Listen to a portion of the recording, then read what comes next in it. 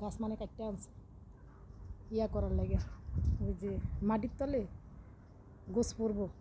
গত বছর কাপড় ছিল, এবার পরবো। তো প্রতি বছরই 2বার করে পরা হয় আর কি। যেগুলো আনছে আজকে, এগুলো আইনা সবাই অসুস্থ হয়ে পড়ছে। আর কয়টা গুছায় রাখছি, আর বাকিটা আর গোছাইতে পারিনি। বড় বড় এগুলো আর কি হেরা গুছাইব, আর ছোটোগুলো আর কি আমি গুছায় রাখছি। তো এগুলা খাইতে যে কী পরিমাণ খরচ হয় বা কী পরিমাণ পরিশ্রম হয় আর কী পরিমাণ টাকা যে খরচ হয়, এটা মানে বইলা বোঝান যাব না। 1 দিন 2 দিন খায়, তারপর আর খায় না।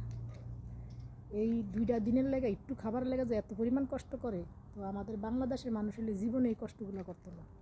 কইবে সামান্য একটু গোছ মাটির তলে ঘুরে খাওয়ার লাগে এত কষ্ট করবো। আমগো দেশে লোক কুরবানি দেয়, ফ্রিজে গোছ রাখে, মানুষের দেয়। কিন্তু এই দেশে লোক এরা জবাই দিয়া সব মাটির তলে ঘুরা আত্মীয় স্বজনটা দিব, আর হেরে দিব, একটু রেখে দিব। ওগুলো আর কি মনে করেন নিজেরা কয়দিন খাইব। দেশের অবস্থা এখন হইলো আজান দিব আর কি।